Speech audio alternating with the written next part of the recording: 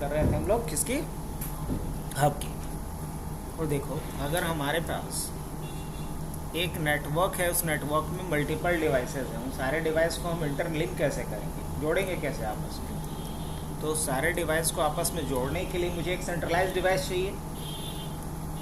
अब अगर मान लिया जाए कि मेरे पास कुछ सिस्टम पड़ा हुआ है, सपोज हमारे पास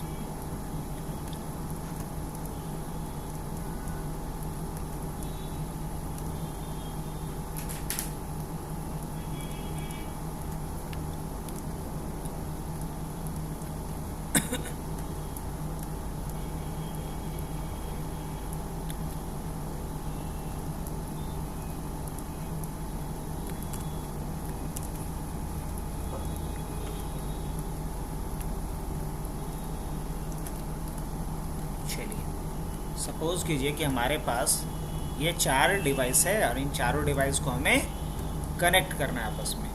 कैसे कनेक्ट करेंगे, हर डिवाइस में एक लैन कार्ड लगा होता है। अगर हम डायरेक्ट इसको कनेक्ट करना चाहें तो हम ऐसे कनेक्ट कर सकते हैं। अगर डायरेक्ट कनेक्ट करना चाहें तो एक लैन केबल लेंगे और उस लैन केबल से डायरेक्ट इसको हम कनेक्ट कर देंगे। तो इस कनेक्शन को क्या नाम देंगे, डीसी।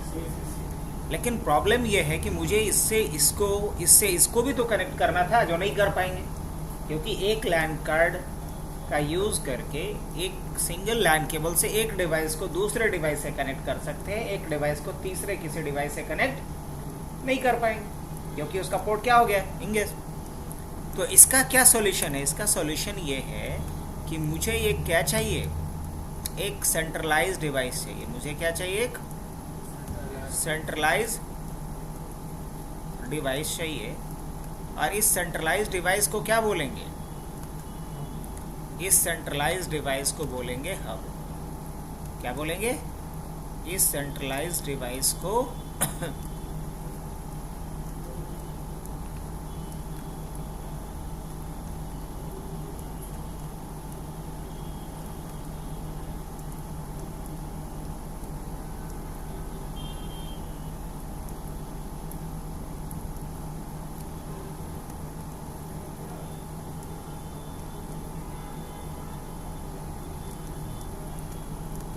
चलो ये पावर देने का काम करेगा, इसको ये बना देते हैं, है ना। अब अगर यहाँ से हम बात करें तो ये जो है किससे कनेक्टेड है, इससे कनेक्टेड है। उसी तरीके से एक और हमने केबल लिया और इस केबल से किसको कनेक्ट कर दिया, सेकंड वाले को कनेक्ट कर दिया। एक और केबल लिया और इससे किसको कनेक्ट कर दिया, इसको कनेक्ट कर दिया इस पोर्ट से। जाइए, यहाँ से लिया हमने और इससे किसको कनेक्ट कर दिया, इसके साथ कनेक्ट कर दिया।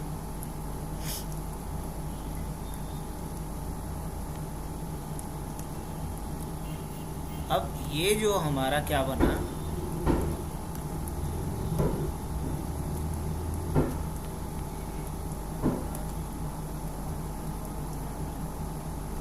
नो फिल,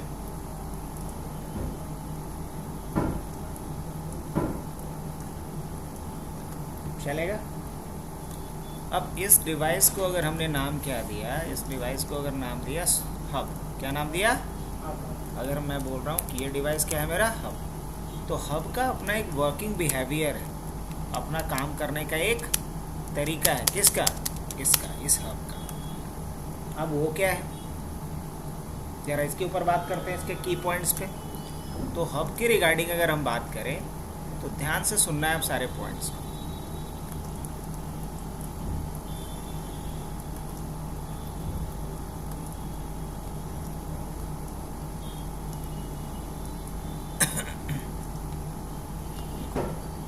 सबसे पहली बात तो ये हब के रिगार्डिंग,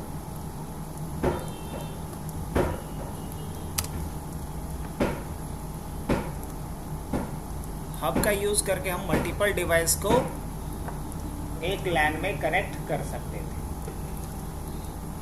इसलिए इसे हम कह सकते हैं कि हब क्या है, एक मल्टी पोर्ट सेंट्रलाइज्ड डिवाइस। क्या है ये, एक मल्टी पोर्ट सेंट्रलाइज डिवाइस है, कह सकते हैं, बिल्कुल कह सकते हैं, मल्टी पोर्ट सेंट्रलाइज डिवाइस कह सकते हैं। किसको, आपको कह सकते हैं मल्टी पोर्ट सेंट्रलाइज डिवाइस। अब मल्टी पोर्ट, फिर से बोलिए, मुंह से हटाइए ना, कोरोना नहीं। हाँ, तो ये 8 पोर्ट का।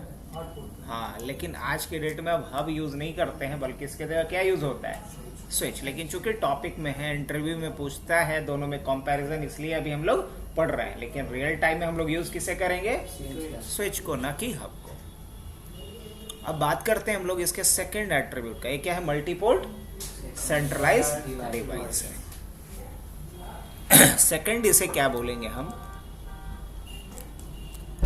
It also used as multiport.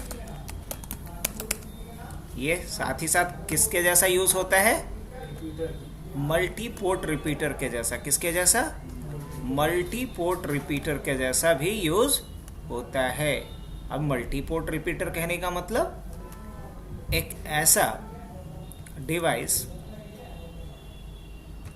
जिसमें कि एक से अधिक पोर्ट लगा हुआ है। एक ऐसा रिपीटर जिसमें एक से अधिक पोर्ट लगा हुआ। अब मान लो यहां से यहां का डिस्टेंस इसका है 180 मीटर का। अगेन ये कितने मीटर के लिए भेज सकता है, 180 मीटर का। तो क्या रिपीटर के जैसा काम कर रहा है या नहीं, जवाब होगा बिल्कुल, रिपीटर के जैसा काम कर रहा है। रिपीटर के जैसा काम कर रहा है, इसका मतलब क्या, कि ये हमारे विक सिग्नल के एक कॉपी तैयार करेगा और अगेन कितने मीटर के लिए एक्सटेंड करेगा, 185 मीटर्स के लिए।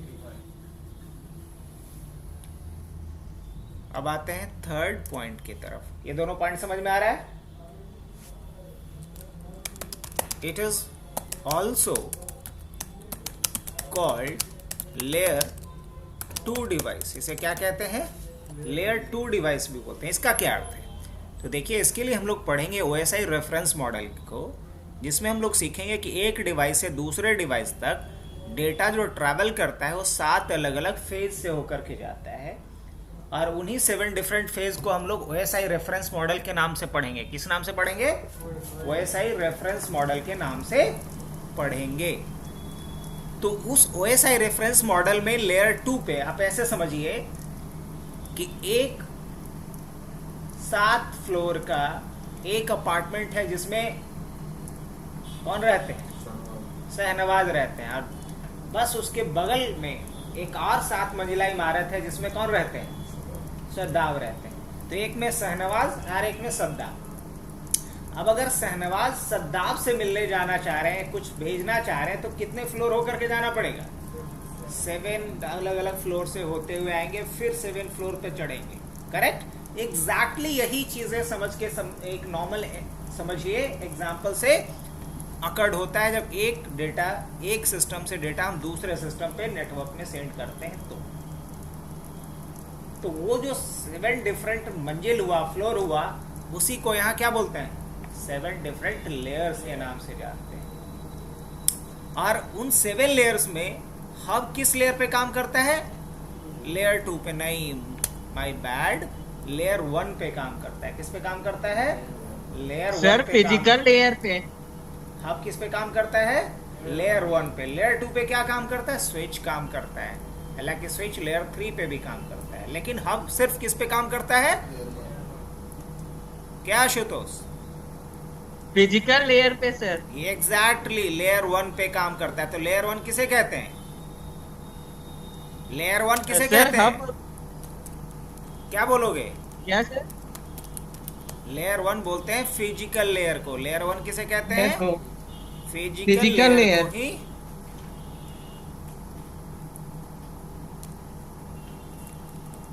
फिजिकल लेयर को ही लेयर 1 कहते हैं। तो ये थर्ड पॉइंट था, ये बात समझ में आई। अब आओ it always use broadcast method to transfer data। ये हमेशा ब्रॉडकास्ट मेथड को यूज करता है डेटा ट्रांसफर करने के लिए। हमेशा क्या यूज करना, तो it always use broadcast method to transfer data. इसका क्या अर्थ है? It is also called layer 1 device या फिजिकल लेयर डिवाइस, है ना। लेयर 1 किसको बोलते हैं? फिजिकल लेयर को। अब देखिए, इसको हमने क्या बताया था कि मान के चलिए कि ये है कौन? कंप्यूटर 1। ये क्या है? कंप्यूटर 2। अब अगर कंप्यूटर 1 से कोई डेटा भेजना चाह रहे हैं कंप्यूटर 2 पे, तो ये 7 अलग अलग स्टेज से होकर के यहाँ तक पहुँचेगा। अब हर स्टेज में कुछ अलग अलग काम होता है, हर स्टेज में कुछ अलग अलग डिवाइस इस्तेमाल होता है, और हर स्टेज को एक नाम दिया गया लेयर। क्या नाम दिया गया? लेयर। तो टोटल कितने लेयर से होकर के डेटा हमारा एक कंप्यूटर से दूसरे कंप्यूटर तक पहुंचता है? 7 लेयर से होकर के पहुंचता है। उसमें जो पहले लेयर पे डिवाइस यूज होता है, और पहले लेयर का नाम क्या होता है? Physical layer. और चूंकि हब फिजिकल लेयर पे इस्तेमाल होता है डिवाइस, इसलिए इसको क्या बोलते हैं? Layer 1 device. स्विच चूंकि लेयर 2 पे इस्तेमाल होता है, इसलिए इसको लेयर 2 डिवाइस कहते हैं। राउटर चूंकि लेयर 3 पे इस्तेमाल होता है, इसलिए लेयर 3 डिवाइस कहते हैं। जितना लेयर सर, सातों लेयर मतलब कि वो फिजिकली होता है? नहीं, आप 3 पहले लेयर का नाम है फिजिकल, दूसरा जो लेयर होगा उसका नाम होगा डेटा लिंक। क्या? तीसरे लेयर का नाम होगा नेटवर्क। पढ़ेंगे इसके लिए खास एक पूरा डिटेल टॉपिक होगा, इसको कहते हैं OSI रेफरेंस मॉडल। क्या बोलते हैं?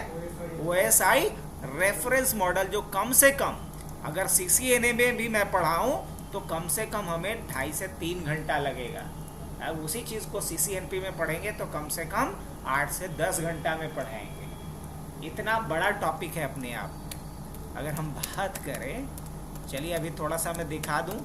पहली बार अगर आप सुन रहे हैं तो हो सकता है आप नहीं समझ पा रहे होंगे। हम एक इमेज से आपको दिखा करके समझाने की कोशिश कर रहे हैं। यहाँ पे हम आ जाते हैं कहाँ पे? OSI रेफरेंस मॉडल पे, और यहाँ इमेज पे आ जाते हैं हम डायरेक्ट।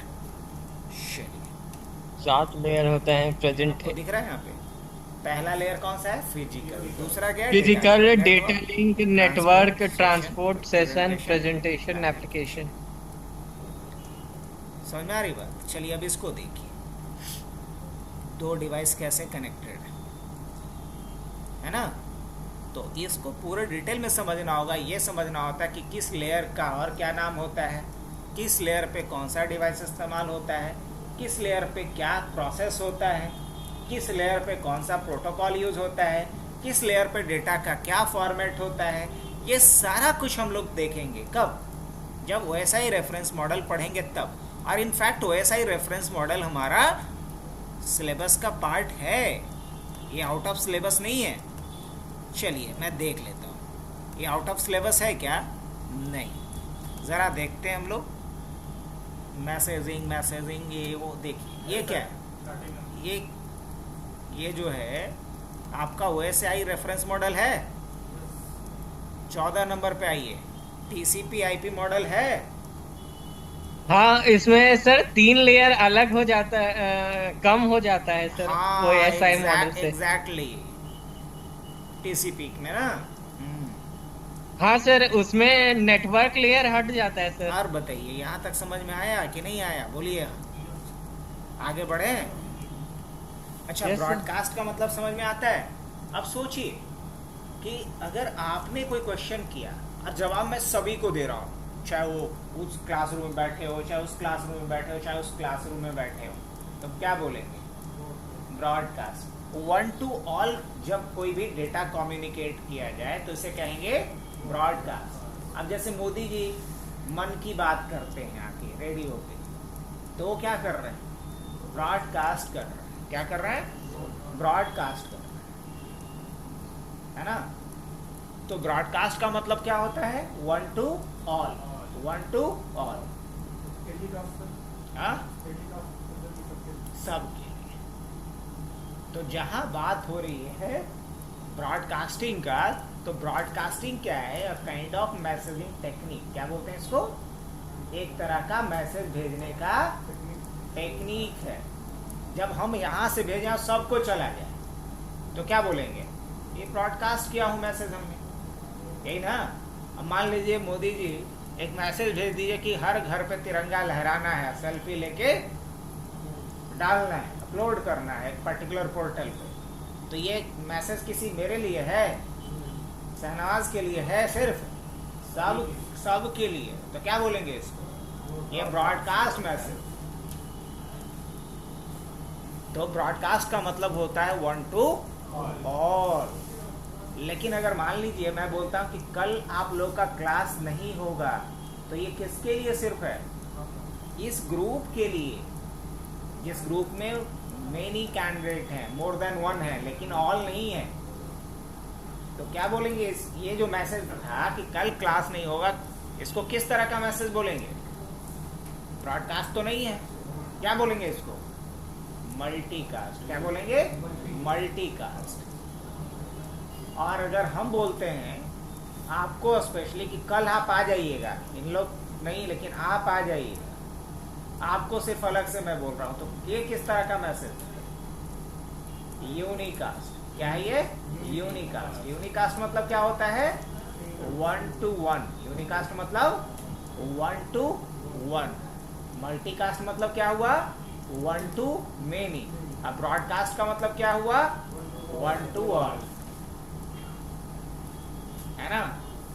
अगर मान लिया जाए एक टीम मेंबर जितने भी हैं उसको टीम लीडर कोई मैसेज कन्वे करना चाह रहा है, तो ये किसका एग्जांपल हो? मल्टीकास्ट, है ना? लेकिन अगर मान लिया जाए कि हमारे सीएम साहब कुछ अनाउंस किए कि कल से लीकर चालू हो जाएगा बिहार, तो ये क्या है? ब्रॉडकास्ट है कि मल्टीकास्ट है कि यूनिकास्ट? ब्रॉडकास्ट नहीं। तो याद रहेगा ब्रॉडकास्ट, मल्टीकास्ट और यूनिकास्ट। आगे बढ़ें, चलिए। तो मान लो कि यहाँ से हमें डेटा भेजना था यहाँ। अब जैसे ही हब के पास पहुँचा तो हब के पास कोई टेबल नहीं है, कोई डेटाबेस नहीं है जहाँ वो लिख के रखा हुआ है कि कौन से पोर्ट से कौन सा डिवाइस कनेक्टेड है। जब इसको यही नहीं पता कि कौन से पोर्ट से कौन सा डिवाइस कनेक्टेड है, तो यहाँ से डेटा यहाँ कैसे जाएगा? भेज पाएगा? ये नहीं भेज पाएगा। कि भेज पाएगा? नहीं भेज पाएगा। तो प्रॉब्लम है कि नहीं? तो ये करेगा क्या? ऑलवेज ब्रॉडकास्ट करेगा अगर डेस्टिनेशन के बारे में इसको पता नहीं है तो। क्लियर? पर्सनल के लिए भी मतलब कि यूज नहीं, हाँ, पब्लिक के लिए मतलब कि पर्सनल डेटा ट्रांसफर करने के लिए यूज नहीं। काहे नहीं आएगा? मान लो ये चारों हमारा अपना ही कंप्यूटर, तो पर्सनल नहीं हुआ। अगर मान लो हमारा लैब है, 5 गो कंप्यूटर यहाँ पे, 5 को हब से जोड़ दिए, सिंगल टू सिंगल में नहीं जाएगा तो चारों में। हाँ चारों में जाएगा। अगर यहाँ से कोई डेटा हम भेजेंगे तो इसको भी जाएगा, इसको भी जाएगा, इसको भी जाएगा। ऐसा नहीं कि यहाँ से भेजेंगे तो खाली इसी को जाएगा, ये चारों को जाएगा। आप सोचिए ना कि यहाँ बैठे हुए मैं बोल रहा हूँ तो ऐसा थोड़ी ये सिर्फ आप ही को सुनाई देगा, बाकी लोग को नहीं देगा, सभी को जाएगा। क्यों? क्योंकि ये हमारा क्या है? एक मल्टीकास्ट नेटवर्क है जिसमें एक ग्रुप के सारे लोग जुड़े हुए हैं। ब्रॉडकास्ट तो नहीं बोल सकते इसको, क्या बोलेंगे? मल्टीकास्ट। आ रही अगर हम यूट्यूब पे लाइव आ रहे हैं, कोई भी देख सकता है इसको, तो हम क्या बोलेंगे इसको? तो ब्रॉडकास्ट बोलेंगे। तो हमारे पास कितने ऑप्शंस हैं अलग अलग? 3। किसके? मैसेजिंग के, डेटा को ट्रांसफर करने के। क्या क्या? मल्टीकास्ट, ब्रॉडकास्ट और यूनिकास्ट। अब बढ़ते हैं नेक्स्ट पॉइंट की तरफ। कोई डाउट यहाँ तक? इसके बारे में लिख सकते हैं there is no database, there is no database, मतलब हब के पास कोई डेटाबेस नहीं होता है। अब डेटाबेस जिसके पास नहीं होगा उसको क्या बोलेंगे आज के डेट में? बेवकूफ, डम बोल सकते हैं ना। जिसके पास डेटाबेस नहीं है, कोई जानकारी ही नहीं है, तो क्या बोलेंगे? क्यों? क्योंकि अगर यहाँ इसके पास कोई डेटाबेस नहीं है, ये भी नहीं पता इसको कि कौन से पोर्ट से कौन सा डिवाइस कनेक्टेड है।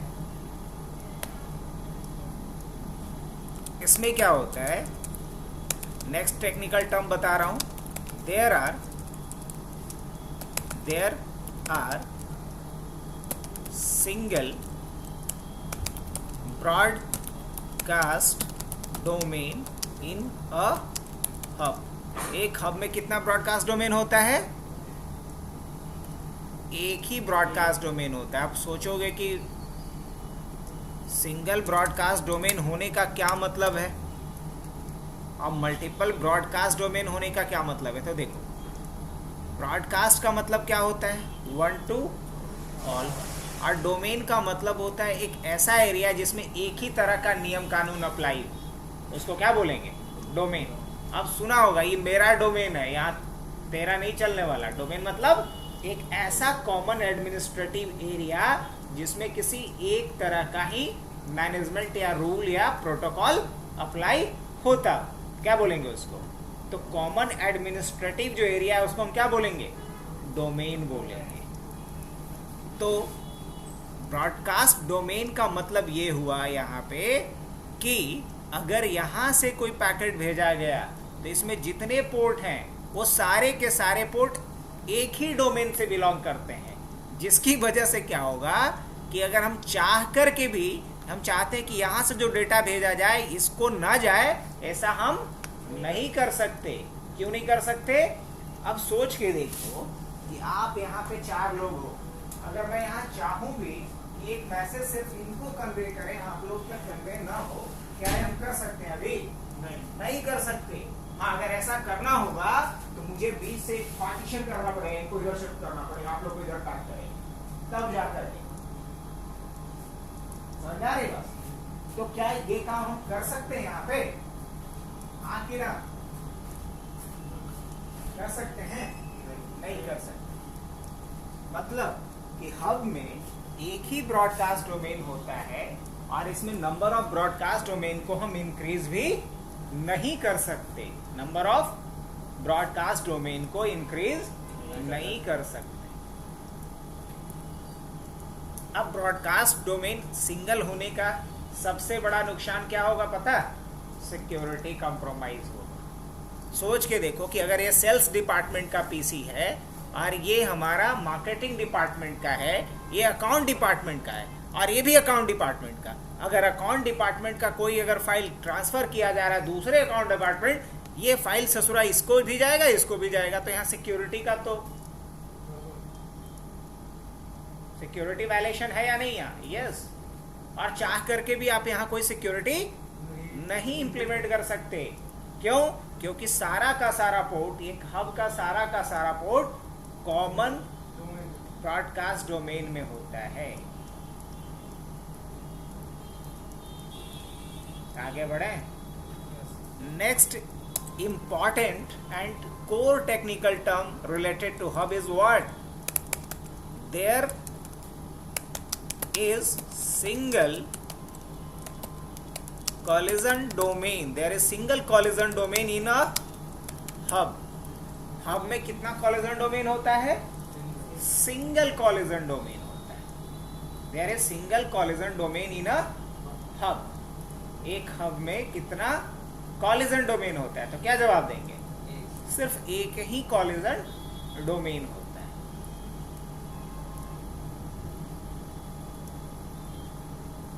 अब ये कॉलिजन डोमेन क्या होता है? डोमेन का मतलब तो समझा दिए हैं। कॉलिजन का मतलब क्या होता है? कॉलिजन का मतलब होता है इंपैक्ट, टकराव, है ना? अच्छा, मान लीजिए कि यहाँ एक दरवाजा दिया गया। हम लोग कितने लोग हैं यहाँ पे? 5 लोग हैं। मुझे भी काउंट करो। 5 लोग हैं और मान लो कि बाहर में कुछ ऑफर लगा हुआ है और बोला जा रहा है ऑफर मात्र 5 ही सेकंड के लिए वैलिड है। अब पांचों लोग एक साथ निकलने की कोशिश करेंगे, क्या होगा? कॉलिजन होगा कि नहीं होगा? होगा टकराव। क्यों टकराव होगा? क्योंकि एक ही साथ पांचों तरह का डेटा ट्रैफिक जाना चाह रहा है और रूट कितना है, पाथ कितना है, एक ही है, तब ना टकराव हो रहा है। अगर पांचों के लिए एक डेडिकेटेड पाथ बना दिया जाए तो मतलब 5 लोग यहाँ 5 दरवाजा और लिख दिया जाए, आप इसके लिए दरवाजा, इसके लिए दरवाजा, इसके लिए दरवाजा है, तो कोई टकराव होगा? मान लो एक कॉलोनी है, उसका एक ही मेन दरवाजा दे दिया जाए तो क्या होगा? रोज उठापटकी हो जाएगा। नहीं, अब सबके घर का दरवाजा अगर एक ही होगा तो नहीं होगा, कोई ताला मार के छोड़ देगा, कोई कुछ कोई कुछ, लेकिन सबका सेपरेट है तो कोई कॉलिजन है? नो। तो हब में क्या है, चाहे नंबर ऑफ पोर्ट जितना आपको दिखाई दे रहा हो, 4 5 6 8 10 वॉट एवर इट में बी, बट इंटरनली इसमें कितने पाथ हैं? एक ही चैनल है। कितना चैनल है? इंटरनली सिंगल चैनल होता है और उसी से डेटा आपका ट्रांसफर होता है, जिसकी वजह से मान लो यहां से डेटा भेजा जा रहा है तो मीनवाइल ये डेटा नहीं भेजेगा, अगर भेजेगा तो क्या होगा? कॉलिजन होगा। इसके लिए हब में एक खास टेक्निक यूज किया जाता था जिसको बोलते थे CSMACD। क्या बोलते थे? CSMACD, carrier sense multiple access collision domain. CSMACD एक खास टेक्नोलॉजी था किसके अंदर? हब के अंदर, जो बेसिकली ये सेंस करने का काम करता था कि अभी ये चैनल इंगेज तो नहीं है, बिजी तो नहीं है। गेटिंग? एक टाइम में सिर्फ एक जी। ही कंप्यूटर ट्रांसफर करता है। और इसमें डेटा शेयर्ड जब हो रहा है तो स्पीड क्या मिलेगा? कम मिलेगा। इसमें मैक्सिमम स्पीड क्या मिलता था? मैक्सिमम स्पीड मिलता था इसमें 10 Mbps का स्पीड भी बहुत कम था बिकॉज कॉलिजन ज़्यादा था। इसमें कोई सिक्योरिटी नहीं था। क्या बोलेंगे? There is no security.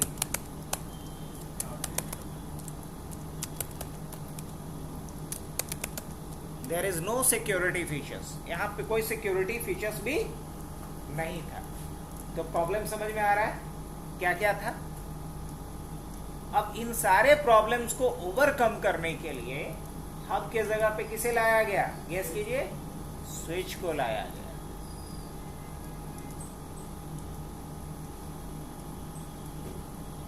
Clear है सीन कि नहीं? इसके जगह पे किसे लाया गया? स्विच को लाया गया।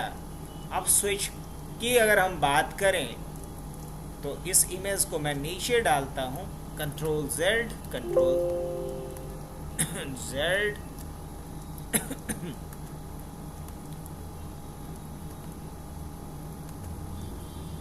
कंट्रोल C, कंट्रोल V, क्या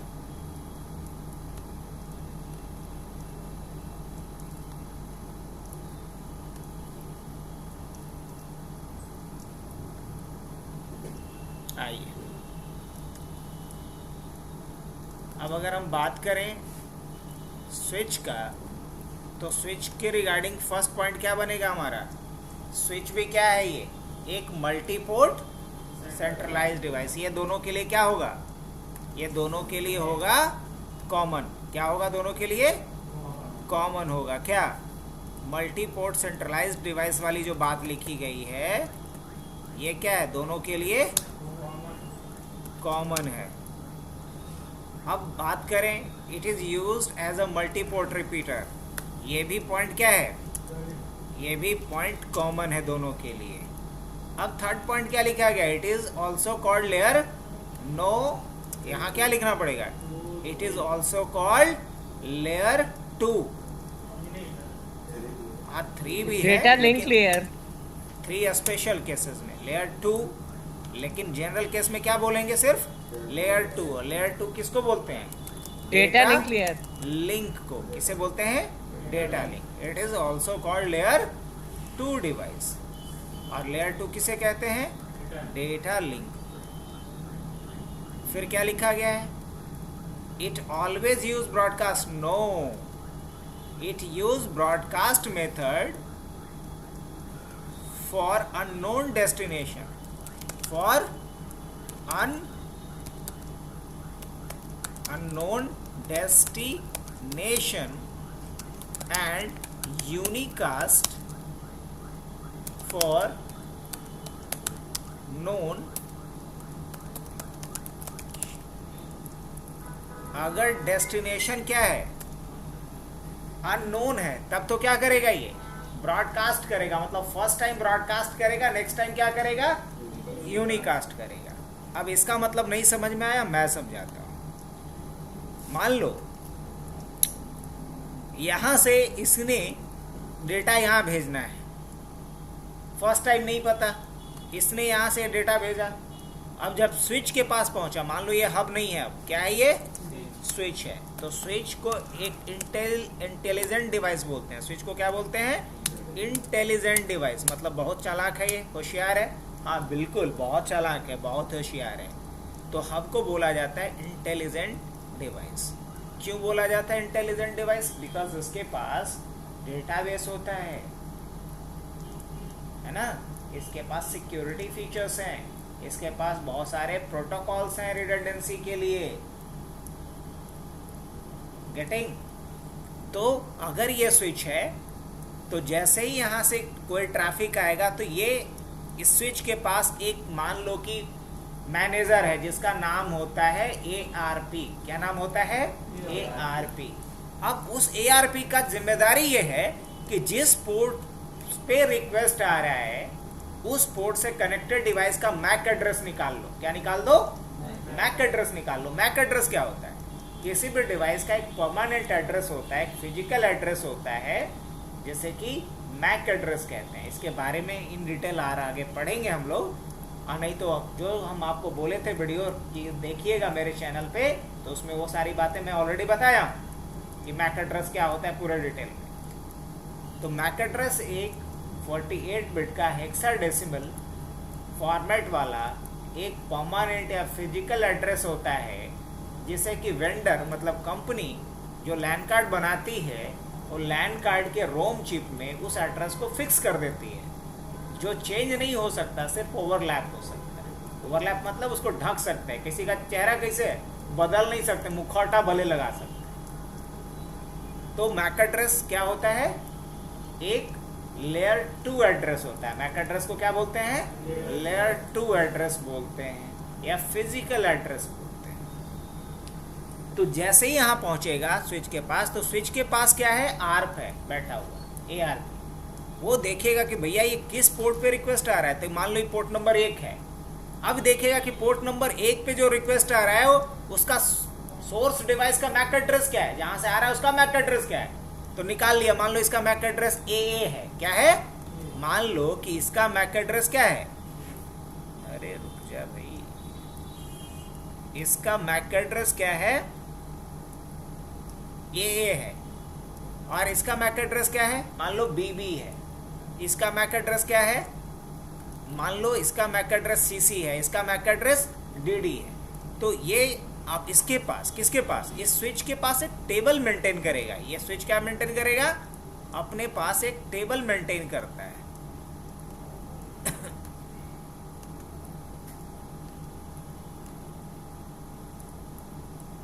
स्विच अपने पास एक टेबल मेंटेन करेगा, जिस टेबल को क्या कहेंगे? CAM table. जिस टेबल को क्या कहेंगे? CAM table. Content addressable memory, या इसको शॉर्ट में कैम टेबल कहते हैं। क्या बोलते हैं? कंटेंट एड्रेसेबल मेमोरी या कैम टेबल बोलते हैं। अब इस कैम टेबल में स्विच ये लिख लेगा कि सोर्स मैक एड्रेस क्या है और डेस्टिनेशन मैक एड्रेस क्या है। अब इसको खुद नहीं पता था कि हमें जाना जहाँ है उसका मैक एड्रेस क्या है, तो डेस्टिनेशन मैक एड्रेस में क्या डाल देगा? ये डेस्टिनेशन मैक एड्रेस में डालेगा ब्रॉडकास्ट एड्रेस। क्या? ब्रॉडकास्ट एड्रेस, जो क्या होता है? FFFF होता है। क्या? FFFF होता है। तो इसने जो यहाँ से भेजा था उसमें सोर्स मैक एड्रेस में इसका मैक एड्रेस है, और डेस्टिनेशन मैक एड्रेस में क्या है, ब्रॉडकास्ट मैक एड्रेस है, FFFF है। तो इस बात को ही अपने कैम टेबल में क्या कर लिया, नोट कर लिया। अब ये क्या करेगा, ये जो पैकेट आया है पोर्ट नंबर 1 पे, इसको क्या करेगा, फॉरवर्ड कर देगा सभी जगह पे। डेस्टिनेशन मालूम होगा तब ना, और डेस्टिनेशन नहीं पता तो क्या करेगा, सबको भेजेगा। अब यही ना लिखा हूं मैं, ये कब ब्रॉडकास्ट करेगा, जब डेस्टिनेशन इसको नहीं पता होगा। ब्रॉडकास्ट कब करता है ये, जब डेस्टिनेशन नहीं पता होता है।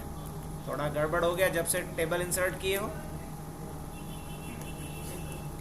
ब्रॉडकास्ट कब करता है, जब क्या होता है, अननोन डेस्टिनेशन, जब डेस्टिनेशन के बारे में इसको पता नहीं होता है तो क्या करेगा, ब्रॉडकास्ट करेगा। अब जब ब्रॉडकास्ट किया इसका मतलब इसे भी भेजेगा, इसे भी भेजेगा, इसे भी भेजेगा।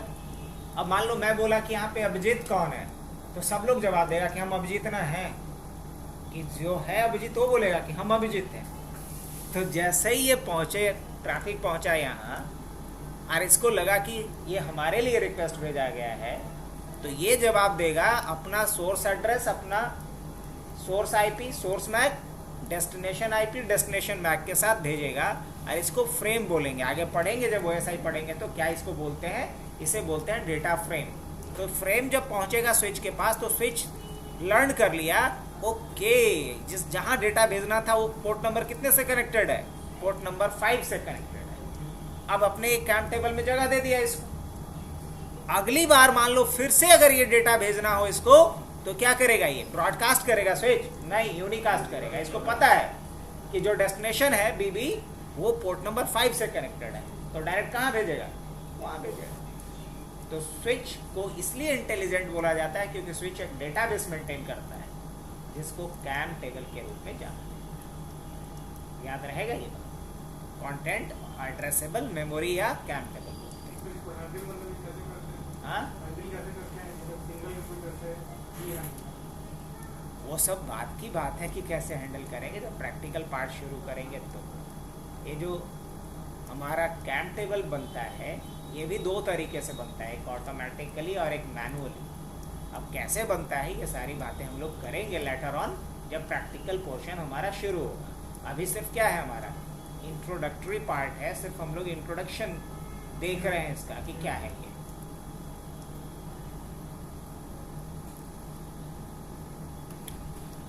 जैसे वो कैम टेबल जो होता है तो जनरेट मतलब कि उसी टाइम जब हम कोई रिक्वेस्ट भेजेंगे ना, कोई ऐप रिक्वेस्ट डालेंगे तब, जैसे हम लिखे पिंग 192.168.1.9, उससे मतलब मैनुअली करते हैं। हाँ, जब हम कोई भी रिक्वेस्ट भेजेंगे किसी भी तरह का, चाहे वो हमारा ICMP रिक्वेस्ट हो, TCP हो, UDP हो, किसी भी तरह का, आगे बात करेंगे। अभी तो बहुत सारा उलझते चले जाइएगा जितना टर्म यूज़ करेंगे। ये बोलिए कि हम किसी को किसी काम के लिए जब बुलाए तब ना उसके बारे में हमारे पास जानकारी आएगी, सीधी सी बात। अब यहाँ लिखा हुआ है देयर इज नो डेटाबेस, ये बात सही है? नहीं, there is database, there is database.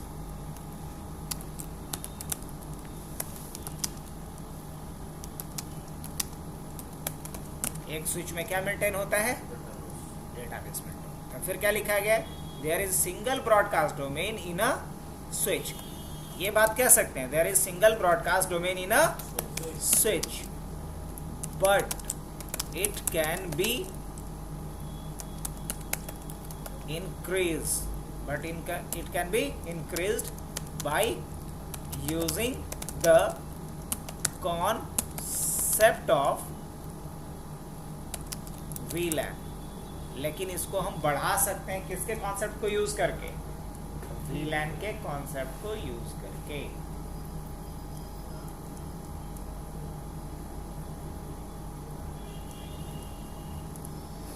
Hub में हम लोग चाह करके भी नंबर ऑफ ब्रॉडकास्ट डोमेन को बढ़ा नहीं सकते थे। कि बढ़ा सकते थे? नहीं बढ़ा सकते थे, इसमें बढ़ा सकते हैं। इसके लिए एक बहुत ही इंपॉर्टेंट टॉपिक हम लोग पढ़ेंगे जिसका नाम क्या होगा, VLAN। फिर क्या लिखा गया, there is single collision, no no no no no, there is single नहीं, क्या लिख सकते हैं यहाँ पे, there is multiple collision domain in a switch. ये भी अच्छी बात है नहीं? अब कोई पूछ दे कि एक स्विच में कितने कॉलिजन डोमेन होता है तो क्या जवाब दीजिएगा? बोलिए मल्टीपल। मल्टीपल मतलब कितना? अगर कोई बोल दे, ज़्यादा खखोरने वाला सवाल कर ले तो बोले कि 8 पोर्ट का एक स्विच है, मान लीजिए 8 पोर्ट का स्विच है, अब बताइए कि इसमें कितने कॉलिजन डोमेन है, तो क्या स्मार्ट रिप्लाई कीजिएगा? 8। फंस गए आप, फंस गए। आपको अब यहाँ पूछना है सर ये अगर 8 पोर्ट का स्विच है लेकिन इसमें से पोर्ट कितना अभी इंगेज है? जी उतना ही कॉलिजन डोमेन है। That is the correct answer. Mostly लोग यही सोचता है कि जाएगा पोर्ट उतना कॉलिजन डोमेन, नहीं, जितना पोर्ट अभी इंगेज है। इंगेज मतलब समझ रहे हैं ना? हाँ, जो पोर्ट कनेक्टेड है और जो अभी कनेक्टेड नहीं है, जो प्लग्ड नहीं है, वो कॉलिजन डोमेन में काउंट नहीं होता। तो अगर कोई पूछे कि एक स्विच में 24 पोर्ट है जिससे 20 कंप्यूटर कनेक्टेड है, कितने कॉलिजन डोमेन एक्टिवेटेड है उस स्विच में, तो क्या बोलेंगे? 20 बोलेंगे, ना कि 24 बोलेंगे। याद रहेगा ये पॉइंट? चलिए इसमें स्पीड जो होता है 10 टाइम फास्टर होता है एज कंपेयर टू हब। क्या बोलेंगे?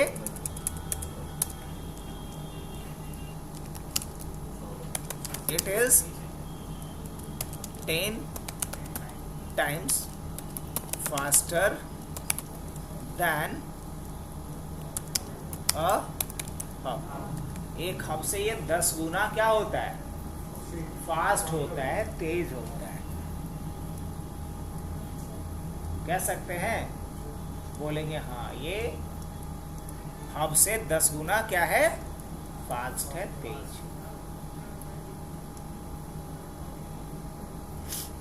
तो ये किसके किसके बीच डिफरेंस हो गया?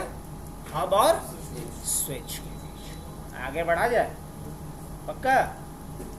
चलो यहाँ तक तो कोई दिक्कत, कोई कंफ्यूजन नहीं। अब नो डाउट हब में जितने भी रिस्ट्रिक्शंस थे, जो लिमिटेशंस थे, उन सारे लिमिटेशन को ओवरकम किसने किया? तो आज के डेट में जब भी बात आएगी लैन का, तो लैन डिप्लॉयमेंट के लिए हमें कौन सा डिवाइस चाहिए? हब की स्विच? स्विच। जहां मुझे QoS चाहिए। QoS एक टेक्निकल वर्ड है जो कॉरपोरेट में यूज करा जाता है। QoS इसका क्या मतलब हो गया? Quality of services. QoS मतलब क्वालिटी ऑफ सर्विसेज। तो जहां मुझे क्या चाहिए? क्वालिटी ऑफ सर्विसेज चाहिए, तो वहां किसका इस्तेमाल होगा? स्विच का। याद रहेगा ये सारा डिफरेंस? अब आइए आगे बढ़ते हैं थोड़ा, हम लोग बढ़ा जाए आगे।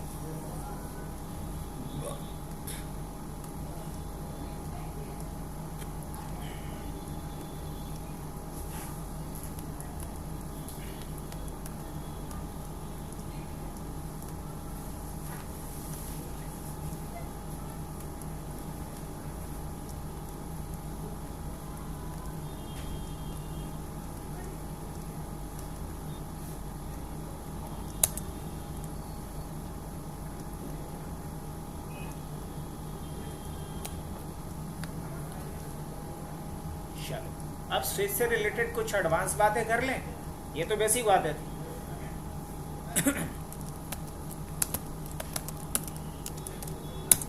अब स्विच से रिलेटेड कुछ एडवांस बातचीत, ये बेसिक चीज़ें कंप्लीट।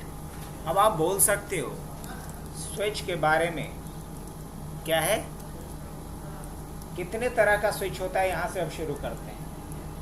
क्या होता है तो समझ लिए। अच्छा, स्विच को क्या बोलेंगे? लेयर 2 डिवाइस या लेयर 3 डिवाइस। अब आते हैं हम लोग टाइप ऑफ स्विच के ऊपर। तो बात हो रही है यहाँ पे देयर आर 2 टाइप्स ऑफ एक स्विच का कितना टाइप होता है? 2 टाइप। पता है क्या क्या? मैनेजेबल और दूसरा क्या होता है? अनमैनेजेबल। दूसरा क्या होता है? अनमैनेजेबल। अब मैनेजेबल किसे बोलेंगे हम? मैनेजेबल डिवाइस किसे बोलेंगे या मैनेजेबल स्विच किसे बोलेंगे? मैनेजेबल स्विच वैसे स्विच को बोलते हैं जिसको हम अपनी ज़रूरत के हिसाब से क्या कर सकते हैं, मैनेज कर सकते, कॉन्फ़िगर कर सकते।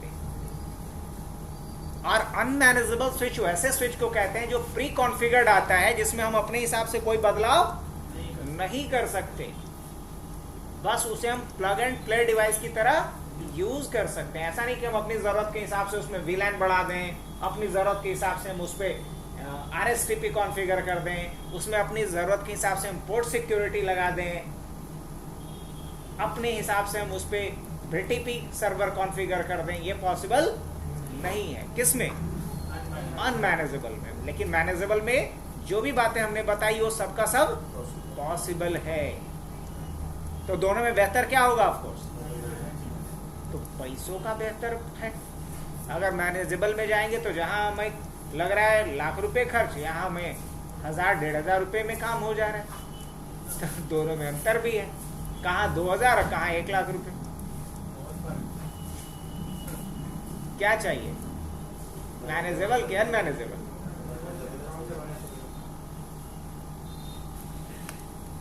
तो जहां आपको फीचर्स ज़्यादा चाहिए, सिक्योरिटी ज़्यादा चाहिए, वहाँ क्या यूज़ करेंगे।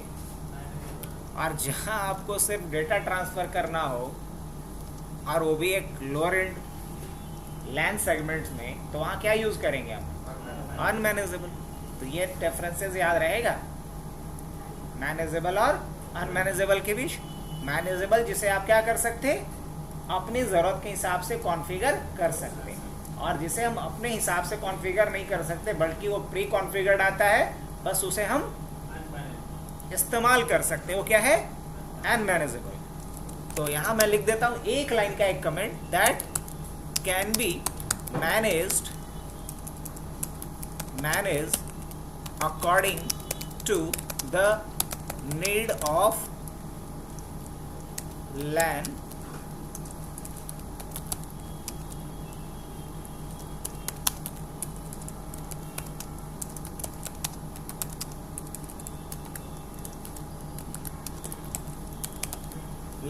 लैन एडमिन के द्वारा। अगर लैन के रिक्वायरमेंट के हिसाब से उसे कॉन्फ़िगर किया जा सकता है तो उसे क्या बोलेंगे? मैनेजेबल बोलेंगे। लेकिन इसके बारे में क्या लिखेंगे? दैट कांट बी मैनेज्ड, बस single, that can't be manage, मतलब जिसे मैनेज नहीं किया जा सकता उसे क्या बोलेंगे? अनमैनेजेबल बोलेंगे। तो कितना हो गया? मैनेजेबल और अनमैनेजेबल। चलिए, तो स्विच का 2 टाइप क्लियर, याद रहेगा। आगे बढ़े तो नेक्स्ट पॉइंट लिखते हैं कि स्विच का कितना अलग अलग लेवल होता है। लेवल कहने का मतलब क्या है? तो लेवल कहने का मतलब यहाँ पे है हमारा कॉन्फ़िगरेशन से, उसके पावर से, उसके परफॉर्मेंस से। अच्छा एक बात बताओ, अगर आप लोगों को एक लैपटॉप परचेज करना होगा तो लैपटॉप परचेज करने के लिए क्या देखेंगे? लैपटॉप अगर आपको परचेज करना है तो आप देखेंगे कि लैपटॉप का प्रोसेसर कौन सा है, लैपटॉप में रैम कितना लगा हुआ है, लैपटॉप में हार्ड डिस्क कौन सा है, कितने साइज का लगा हुआ है, ये सारी चीजें देखेंगे। कौन से जनरेशन का है? लोअर एंड प्रोसेसिंग वाला डिवाइस चाहिए, एक किसी को मॉडरेट लेवल का चाहिए, को बहुत हाई परफॉर्मेंस। मान लो कोई प्रोसेसर ही लेना चाहता है, एक नॉर्मल यूजर है, तो एक नॉर्मल यूजर किस लेवल का प्रोसेसर बाई करेगा? P सीरीज का। प्रोसेसर का भी अलग अलग सीरीज आता है, P सीरीज का, U सीरीज का, U सीरीज का। लेकिन अगर कोई मॉडरेट लेवल का जिसका यूजेस है तो वो किस लेवल का यूज करेगा? किस सीरीज का? P सीरीज का।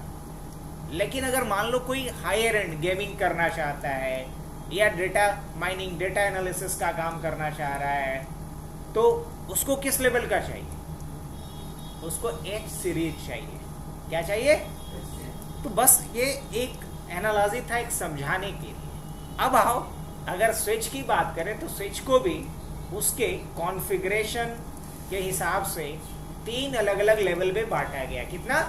3 अलग अलग लेवल पे बांटा गया है। तो हम क्या कह सकते हैं? There are 3 different level of a switch. एक स्विच का कितना लेवल है? 3 लेवल है। क्या क्या? सबसे जो नीचे होता है एक्सेस लेवल। दूसरा क्या होता है? Distribution level. और चौथा क्या होता है? Core level. कितना? Core level. टोटल कितना? 3 लेवल। क्या क्या? Access level, distribution level and core level. अब ऑब्वियसली जो सबसे लोअर एंड है वो क्या है? जो मॉडरेट लेवल का है क्या है? डिस्ट्रीब्यूशन। और जो हाई लेवल का है वो क्या है? Core level. अब ये जो हमारा एक्सेस लेवल स्विच होता है ये हमारा L2 स्विच होता है। क्या बोलते हैं इसको हम? L2 switch. लेकिन जो डिस्ट्रीब्यूशन लेवल स्विचेस हैं इसको हम बोलते हैं L3 स्विच। क्या बोलेंगे? L3 switch. और L3 स्विच को बोला जाता है MLS। L3 स्विच को क्या बोलते हैं? MLS। MLS मतलब होता है मल्टी लेयर स्विच। MLS मतलब multi layer switch. Multi layer switch कहने का मतलब वैसा स्विच जो एक से अधिक लेयर पे काम करता हो, उसे क्या कहेंगे? MLS या मल्टी लेयर स्विच कहेंगे। तो कोर लेवल को भी क्या बोलोगे? कोर लेवल को भी बोलते हैं L3 स्विच या